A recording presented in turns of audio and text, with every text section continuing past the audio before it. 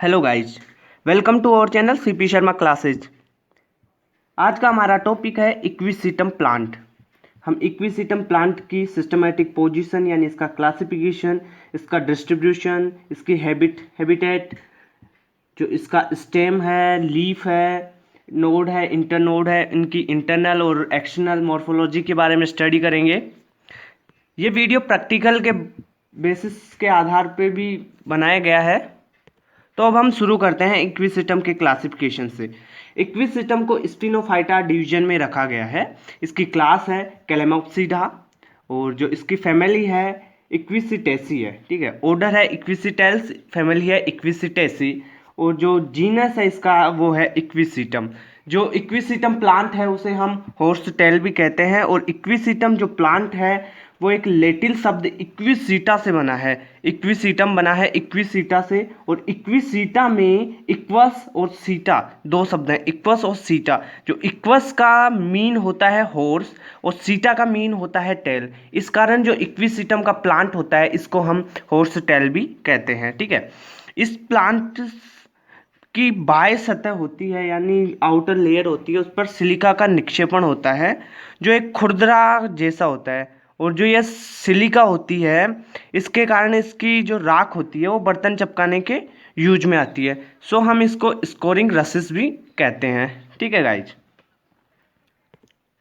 जो equisetum plant है वो डिवीजन स्पिनोफाइटा में रखा गया है। ठीक है, और स्पिनोफाइटा का एकमात्र जीवित वंश ओनली इक्विसिटम ही, यानी ओनली जो जीवित जीनस है वो ही इक्विसिटम है। इसके अलावा कोई सा भी जीनस इसमें जीवित नहीं है स्पिनोफाइटा में।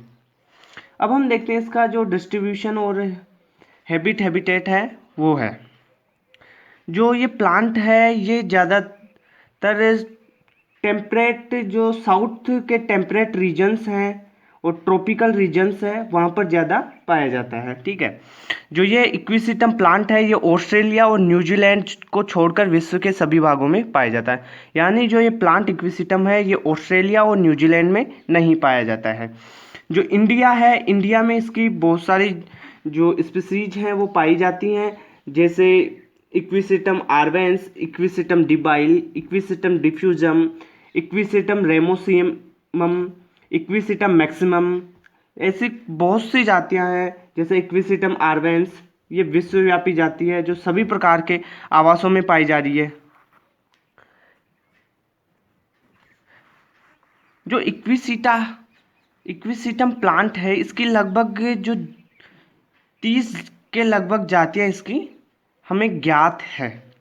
ठीक है, और जो इसकी सभी जातियां होती है वो बहुवर्षीय शाक होती है। अधिकतर जातियां 20 सेंटीमीटर तक ऊंची होती है और कुछ जातियां कुछ मीटर तक भी ऊंची होती है। इसकी इसकी जाति है इक्विसिटम टेलमेशिया जो लगभग 2 मीटर तक ऊंची होती है। एक दूसरी जाति है इक्विसिटम रेमोसिसिमम। ये जाति होती है, इसकी स्पीसीज वो 4 मीटर तक हाइट की हो सकती है। और एक जाति है इक्विसिटम जाइजेंटियम, ये स्पीसीज इसकी 13 मीटर तक हाइट की हो सकती है।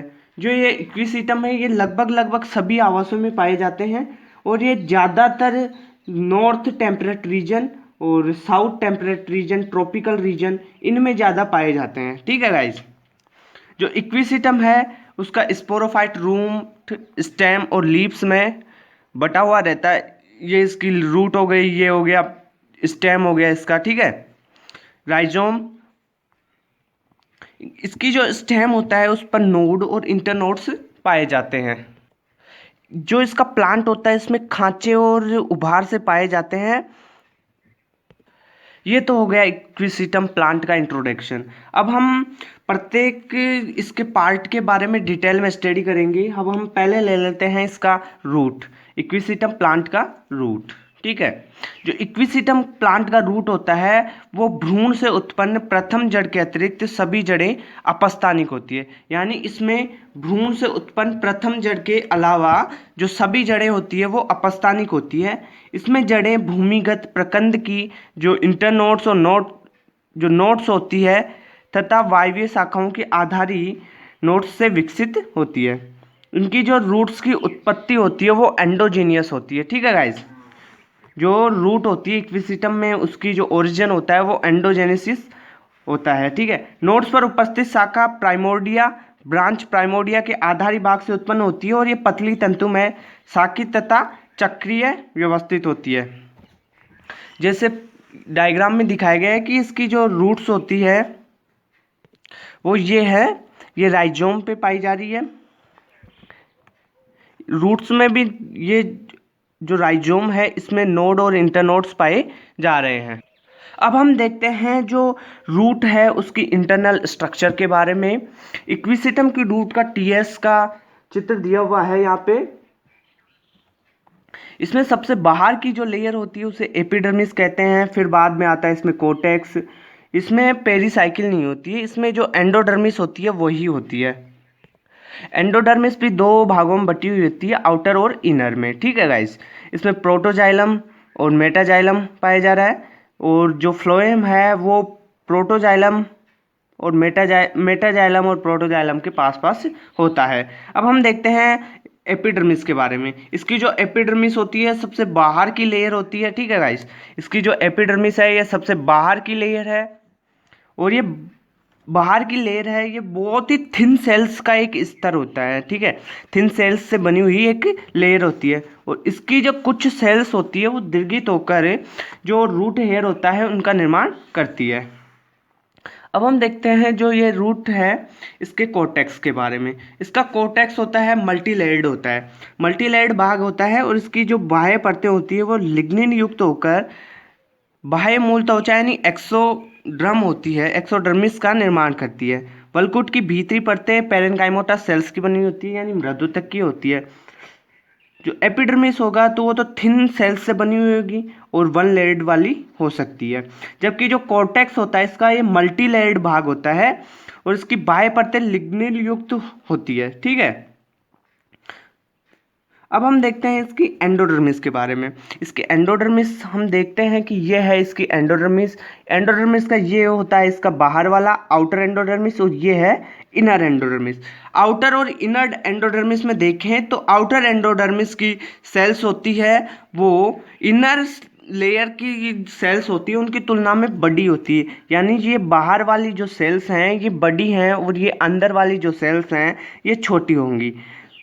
तो जो एंडोडर्मिस है उसकी दो भागों में हम बांटा, एंडोडर्मिस आउटर वाली और एंडोडर्मिस इनर वाली। जो एंडोडर्मिस आउटर वाली जो सेल्स होती हैं वो सेल्स कुछ बड़े आकार की होती है और एंडोडर्मिस की जो सेल्स होती हैं वो छोटे आकार की होती है। ठीक है गाइज, ओनली जो आउटर एंडोडर्मिस होती है उसमें ही कैस्पेरियन बैंड्स पाए जाते हैं। जो बड़े आकार वाली सेल्स होती हैं यानी जो आउटर एंडोडर्मिस वाली होती है उनमें ही ओनली कैस्पेरियन बैंड्स पाए जाते हैं। ठीक है, इनमें पेरिसाइकिल प्रेजेंट नहीं होती।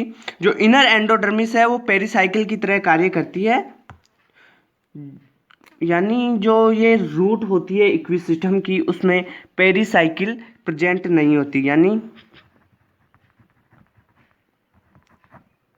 Pericycle absent. और पेरिसाइकिल एब्सेंट है तो पेरिसाइकिल का कार्य कौन करेगा? तो इनर जो एंडोडर्मिस होती है वो पेरिसाइकिल की तरह कार्य करती है, यानी छोटी सेल्स वाली एंडोडर्मिस की छोटी सेल्स यानी अंदर वाला भाग जो छोटी सेल्स का बना हुआ होगा वो पेरिसाइकिल की तरह कार्य करेगा, क्योंकि पार्श्वमूल इसी स्तर से उत्पन्न होती है, यानी जो इनर एंडोडर्मिस है उससे पार्श्वमूल इस उत्पन्न होती है। अब देखते हैं हम इसकी स्टील के बारे में। इसमें स्टील पाई जाती है प्रोटो स्टील। ठीक है गाइस, यानी ठोस रंग इसमें प्रेजेंट होती है। उसका जो जाइलम होता है वो ट्राइआर्क और टेट्रार्क होता है। इसका जो जाइलम होता है वो ट्राइआर्क और टेट्रार्क होता है, यानी हिंदी में हम उसे कहते हैं त्रिआदि दारुक और चतुरादि दारुक, यानी ट्राइआर्क और टेट्रार्क होता है। जो इसका स्टील होता है उसके केंद्र में एक बड़ी वाहिनिका के रूप में मेटाजाइलम प्रेजेंट होता है और जिस मेटाजाइलम को घेरे हुए प्रोटोजाइलम प्रेजेंट होते हैं। प्रोटोजाइलम तो हम देखें कि इसमें ये है प्रोटोजाइलम और ये है इसके मेटाजाइलम। ये सेंटर में है, ये वाला होगा इसका मेटाजाइलम और ये जो आउटर में है ये होगा इसका प्रोटोजाइलम। ठीक है, स्टील का जो केंद्र होता है इसमें एक बड़ी वाहिनिका के रूप में मेटाजाइलम पाया जाता है, और जो मेटाजाइलम ये सेंटर में है इसको घेरे हुए प्रोटोजाइलम्स पाए जा रहे हैं। इसको घेरे हुए कौन से पाए जा रहे हैं? प्रोटोजाइलम्स। और इन जो प्रोटोजाइलम समूह होते हैं इनके बीच में जो ये है ये होगा, ये सेल्स होगी, ये फ्लोएम सेल्स होगी। यानी जो प्रोटोजाइलम है उन समूहों के मध्य फ्लोएम प्रेजेंट होता है। तो हमने देखा कि इक्विसिटम की जो रूट की इंटरनल स्ट्रक्चर है उसमें पेरिसाइकिल नहीं पाई जा रही है, पेरिसाइकिल नहीं पाई जा रही है। दूसरी बात, इसकी जो एंडोडर्मिस है वो 2 लेयर्ड वाली होती है, आउटर और इनर एंडोडर्मिस। ठीक है, तो इसमें जो पेरिसाइकिल है वो नहीं पाई जा रही, तो पेरिसाइकिल का कार्य कौन कर रहा है? यानी जो एंडोडर्मिस की इनर लेयर है वो पेरिसाइकिल की तरह कार्य करती है। ये इसके नोट्स हैं।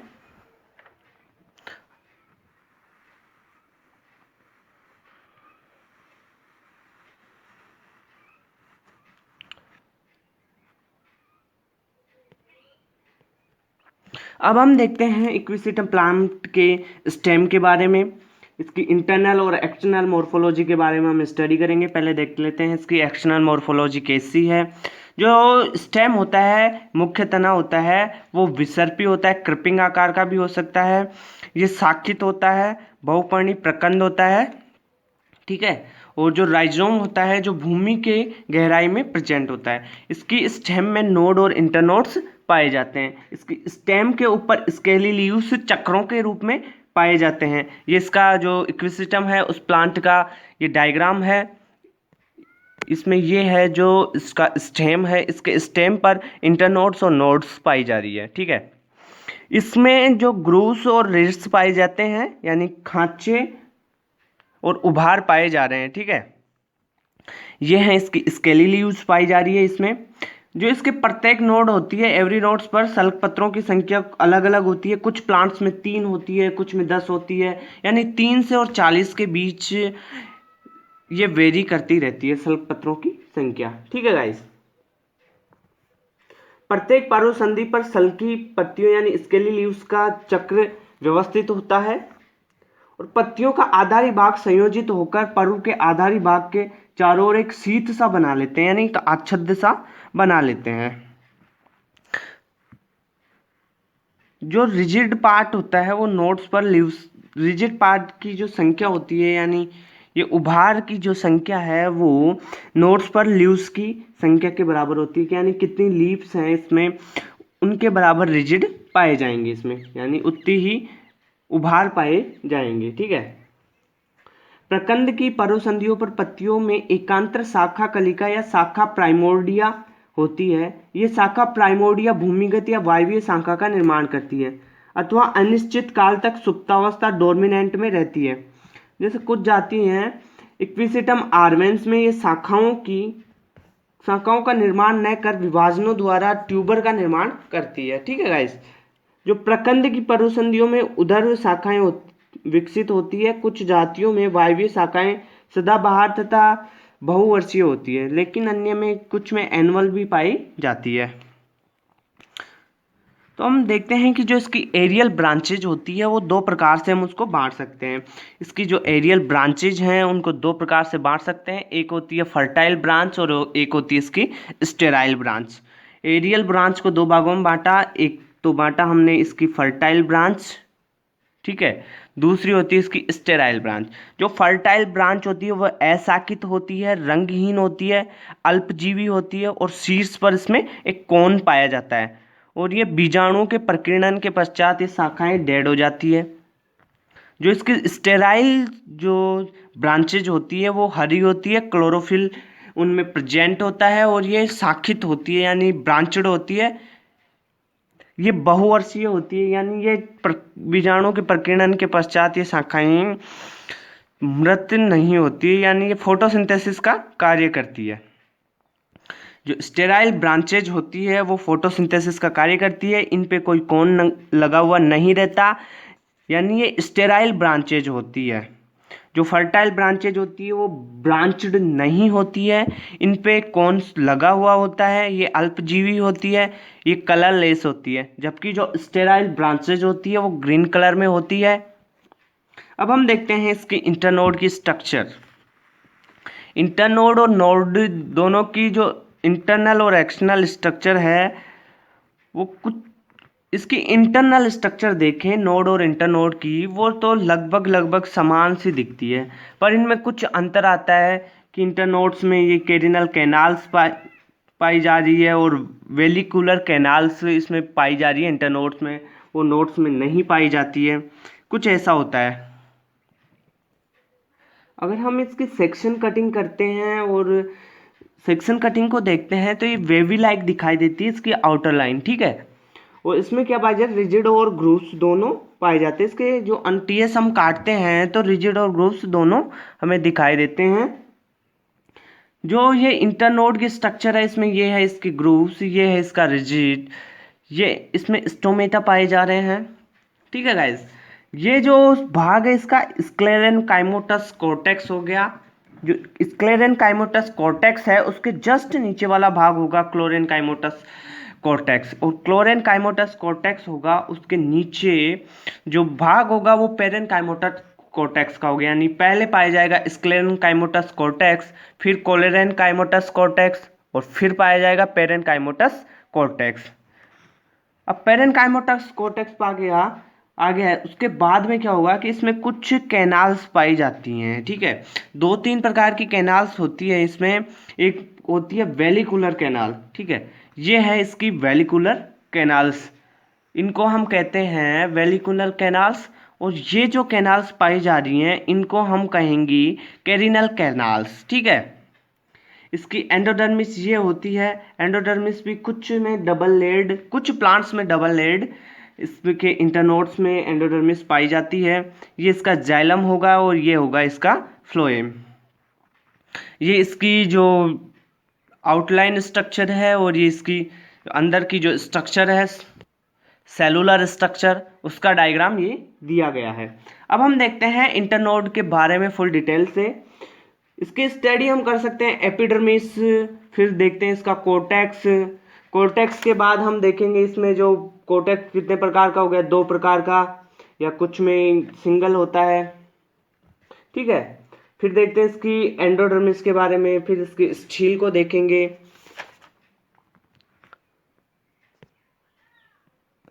अब हम देखते हैं इसकी एपिडर्मिस के बारे में। जिसकी एपिडर्मिस होती है ये वन लेयर्ड होती है और दीर्घित सेल्स से बनी होती है। ये इसकी एपिडर्मिस है, ये इसकी एपिडर्मिस है, ये वन लेयर्ड होती है, ये इसकी एपिडर्मिस वन लेयर्ड होती है और दीर्घित सेल्स से बनी हुई होती है, ठीक है गाइस। अब देखते हैं दूसरा करेक्टर, इसकी बाह्य सतह होती है ये क्यूटिकल से ढकी हुई होती है, ये पाई जा रही है इसमें, ये क्यूटिकल है और ये है एंडो एपिडर्मिस। इसकी एपिडर्मिस होती है दीर्घित सेल से बनी होती है और वन लेयर्ड होती है, और इसके ऊपर क्या पाई जा रही है, क्यूटिकल। इसकी कोशिकाओं की बाह्य व पार्श्व भित्तियों पर सिलिका का डिपोजिशन होता है, यानी सिलिका का निक्षेपण होता है, और जिसके कारण ये रिजिड यानी खुरदरा सा व्यवहार करती है, ठीक है गाइस। अब देखते हैं इसकी जो स्टोमेटा है, इसकी बाह्य त्वचा में बहुत से स्टोमेटा पाए जाते हैं जो ग्रूव्स में प्रेजेंट होते हैं। ये हैं इसके स्टोमेटा जो ग्रूव्स में प्रेजेंट होते हैं, और जो प्रत्येक स्टोमेटा है वो 4 कोशिकाओं से बना हुआ होता है, जिनमें 2 होती गार्ड सेल और 2 होती है सबसिडियरी सेल्स द्वारा पूर्णतः ढकी रहती है, यानी 2 द्वार कोशिकाओं और 2 सहायक कोशिकाओं के द्वारा पूर्णतः ढकी हुई रहती है।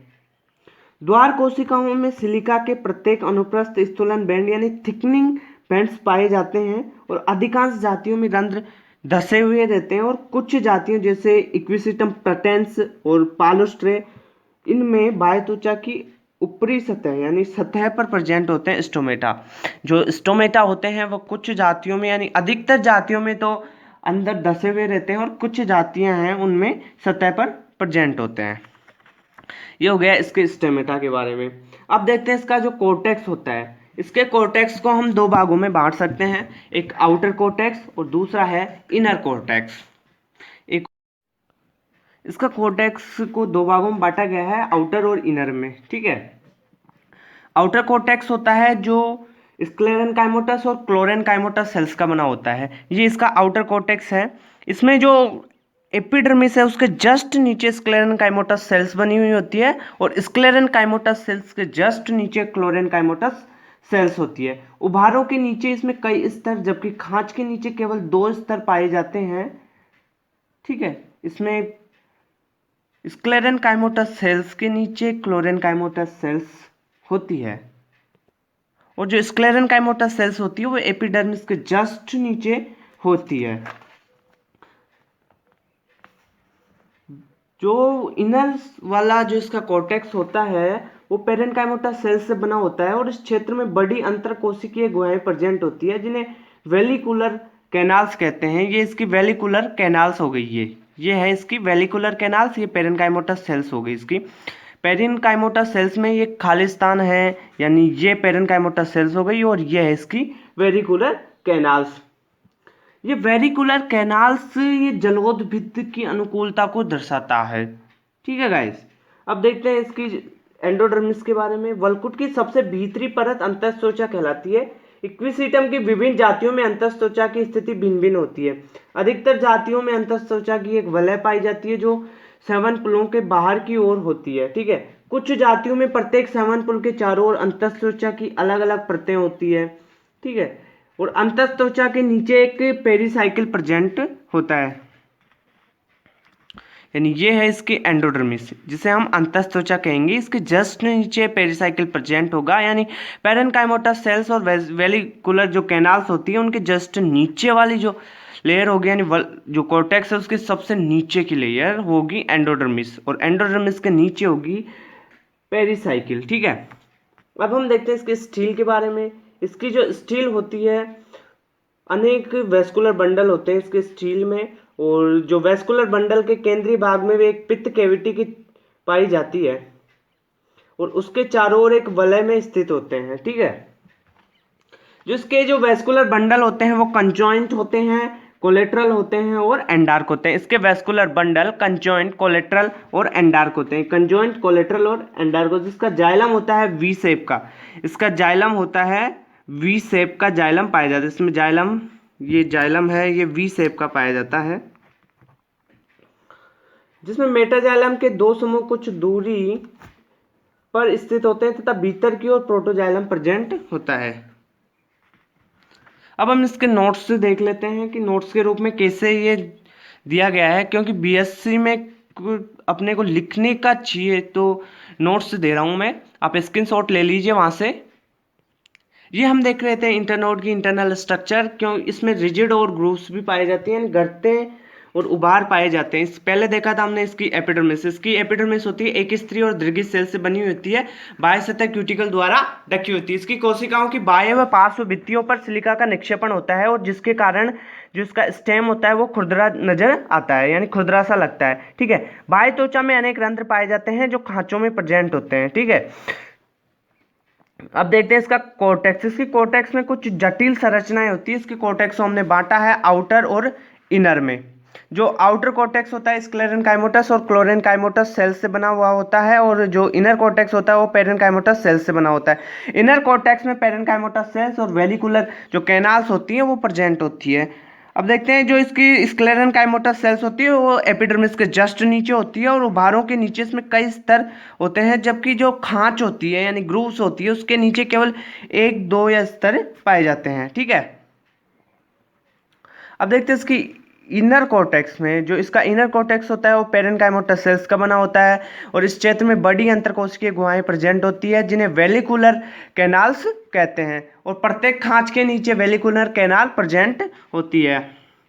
जो वेरिकुलर कैनाल होती है वो पादप की जलोद्भिद अनुकूलता को प्रदर्शित करती है। मेन पॉइंट यहाँ से देख सकते हैं हम कि जो वेरिकुलर कैनाल होती है ये प्लांट की जलोद्भिद अनुकूलता को प्रेजेंट करती है। इसमें एंडोडर्मिस होती है वो एक वाला भी हो सकती है और वेस्कुलर बंडल के बाहर होती है, कुछ में अंदर भी हो सकती है। अब हम देखते हैं इसकी स्टील के बारे में।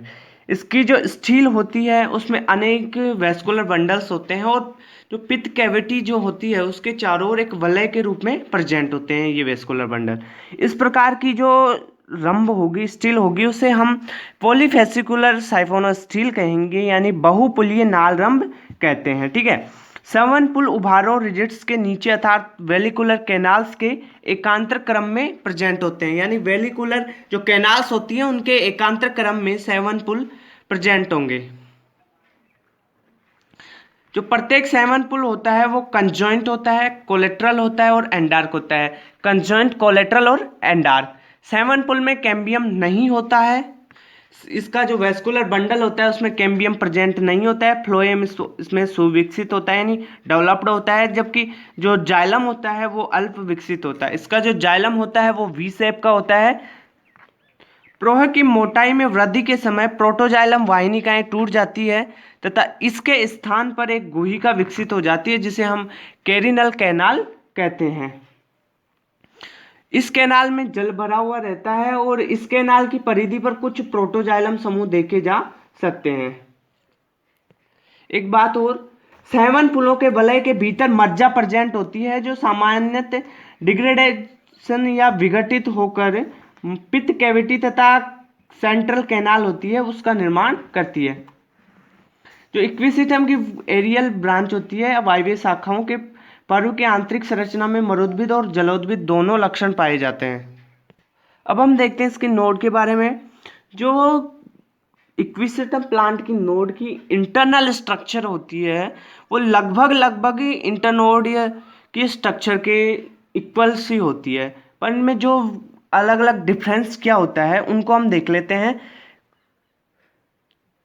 पहला डिफरेंस होता है इसमें मज्जा खोखली न होकर एक ठोस डायफ्राम का निर्माण करती है जिसे हम नोडल डायफ्राम कहते हैं, और ये नोडल डायफ्राम दो नोड्स को एक दूसरे से पृथक रखता है, यानी अलग अलग रखता है। दूसरा है इसमें कोर्टेक्स में वेलिकुलर कैनाल प्रेजेंट नहीं होती है, एब्सेंट होती है वेलिकुलर कैनाल। कोर्टेक्स में वेलिकुलर कैनाल एब्सेंट होती है, जबकि जो इंटरनोड है उसका जो इनर कोर्टेक्स वाला भाग है वहां पर पेरेन्काइमोटा सेल्स और वेलिकुलर कैनाल्स पर प्रेजेंट होती है, जबकि इसके कोर्टेक्स में वेलिकुलर कैनाल प्रेजेंट नहीं होती है। ठीक है। अब तीसरा पॉइंट है, श्रवण पुल संयोजित होकर संपूर्ण श्रवण सिलेंडर बनाते हैं जिसमें जाइलम व फ्लोएम की सतत वलय डायफ्राम को घेरे रहती है। चौथा पॉइंट है, कैरिनल कैनाल एब्सेंट होती है, जबकि जो इंटरनोड है वहां पर कैरिनल कैनाल्स प्रेजेंट होती है। इसमें लीफ ट्रेस और ब्रांच ट्रेस प्रेजेंट होते हैं जो क्रमशः उभारों और गर्तों के सामने प्रेजेंट होते हैं, यानी ग्रूव्स और रिजिट्स के सामने प्रेजेंट होते हैं। लीफ ट्रेस होंगे वो उभारों के सामने प्रेजेंट होंगे, यानी रिजिट्स के सामने होंगे, और ग्रूव्स के सामने ब्रांच ट्रेस पाए जाते हैं। अब एक डायग्राम से देखते हैं इसको। यह है नोड का डायग्राम। इस नोड के डायग्राम में ये देखिए इसकी एपिडर्मिस, एपिडर्मिस के जस्ट नीचे स्क्लेरेनकाइमोटस कॉर्टेक्स, जो स्क्लेरेनकाइमोटस कॉर्टेक्स वैसे ही पाया जा रहा है जो इंटरनोड की स्ट्रक्चर में था। ये है नोड की स्ट्रक्चर। ठीक है, ये किसकी स्ट्रक्चर है? नोड की। स्क्लेरेनकाइमोटस कॉर्टेक्स, फिर पाया जाएगा क्लोरेनकाइमोटस कॉर्टेक्स, फिर पाया जा रहा है पेरेन्काइमोटस कॉर्टेक्स। यानी ये स्ट्रक्चर्स तो जैसे की जैसी पाई जा रही है जैसी हमने इंटरनोड्स में देखी थी। अब इसमें अलग क्या पाया जा रहा है? हम देख रहे हैं कि यहाँ पर वेलिकुलर कैनाल्स थी कॉर्टेक्स में, वो वेलिकुलर कैनाल्स इसमें प्रेजेंट नहीं पाई जा रही है, तो ये हो गया इसमें डिफरेंस। दूसरा है इसमें ये लीफ ट्रेस पाए जा रहे हैं, जबकि लीफ ट्रेस इंटरनोड्स में नहीं थे। नोड में लीफ ट्रेस पाए जा रहे हैं, ये ब्रांच ट्रेस भी इसमें पाए जा रहे हैं। अब लीफ ट्रेस ये हैं, इनके बाद में ये ब्रांच ट्रेस भी पाए जा रहे हैं इसमें। ये अब देखते हैं, ये इसका एंडोडर्मिस है और इसका फ्लोएम, ये है इसका जाइलम। ये जो नोडल डायफ्राम है इसमें प्रेजेंट होता है, जबकि उसमें नोडल डायफ्राम प्रेजेंट नहीं होता है। नोड में जो हमने देखा था इंटरनोड के अंदर जो कैरिनल कैनाल्स, ठीक है, कैरिनल कैनाल्स इस नोड में प्रेजेंट नहीं है, यानी कैरिनल कैनाल्स एब्सेंट है यहाँ पे, और वेलिकुलर जो कैनाल्स हैं वो भी प्रेजेंट नहीं है, यानी कैरिनल कैनाल्स और वेलिकुलर कैनाल्स एब्सेंट है। कैरिनल कैनाल्स और वेलिकुलर कैनाल्स एब्सेंट है यहाँ पर। यहाँ पर लीफ ट्रेस पाए जा रहे हैं, यहाँ पे जो ब्रांच ट्रेस हैं वो भी पाए जा रहा है, यहाँ पे नोडल डायफ्राम पाया जा रहा है, और नोडल डायफ्राम जो इंटरनोड की स्ट्रक्चर थी उसमें नहीं पाया जा रहा था। ठीक है गाइज, मैं हूँ चंद्र प्रकाश शर्मा और आप देख रहे हैं सीपी शर्मा क्लासेस चैनल। यहाँ पे बीएससी, एमएससी और नीट की लगभग सभी वीडियोज चैनल पे अपलोड हो चुकी है। पूरा कोर्स सीबीजेड का अपलोड हो चुका है। ठीक है गाइस, आप यहाँ से देख सकते हैं। अब हम देखते हैं राइजोम के बारे में। जो राइजोम होता है उसकी भी जो इंटरनल स्ट्रक्चर है वो एरियल स्टेम के इक्वल होती है, बट इसमें जो अलग अलग डिफरेंस कौन सा पाया जा रहा है वो डिफरेंस यहाँ है। वायवीय प्रवाह की तुलना में उभार व खांचों का कम स्पष्ट होना, इसकी बाह्य त्वचा में जो स्टोमेटा होते हैं वो एब्सेंट होते हैं, इसमें जो स्क्लेरन काइमोटस जो टिश्यू होते हैं वो अल्प विकसित होते हैं, जबकि जो इसमें क्लोरेन काइमा होता है वो प्रेजेंट ही नहीं होता, यानी chlorenchyma is absent. And vallecular canals, carinal canals and जो सेंट्रल कैनाल्स होती हैं वो अल्प विकसित होती हैं, यानी फुल डेवलप्ड नहीं होती है। इसकी जो लिप्स होती है उसके बारे में देखते हैं, तो इसकी लिप्स की अलग अलग जातियों में सब इक्वल होती है, यानी कुछ छोटी भी होती है, सल्की आकार की हो सकती है, और जो इसकी लीव्स होती हैं वो फुल डेवलप होने के बाद भूरे कलर की हो सकती है, और जो लीव्स होती है वो नोड्स पर एक होल्स के रूप में होती है, यानी चक्रीय क्रम में हो सकती है।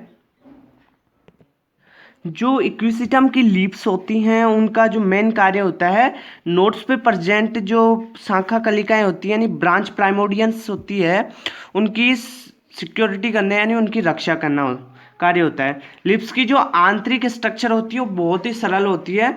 इसमें जो अपर एपिडर्मिस हो गई, फिर हो गई नीचे लोअर एपिडर्मिस, इनके बीच में मध्योतक पाया जा रहा है, और जो लिप्स पर जो स्टोमेटा पाए जाते हैं वो अनुदैर्ध्य पंक्ति में लगे हुए होते हैं इसमें। Thank you guys, please subscribe my channel, like share videos. मेरे चैनल पर बीएससी की सभी क्लासेस उपलब्ध हैं। So guys please subscribe, like share my videos.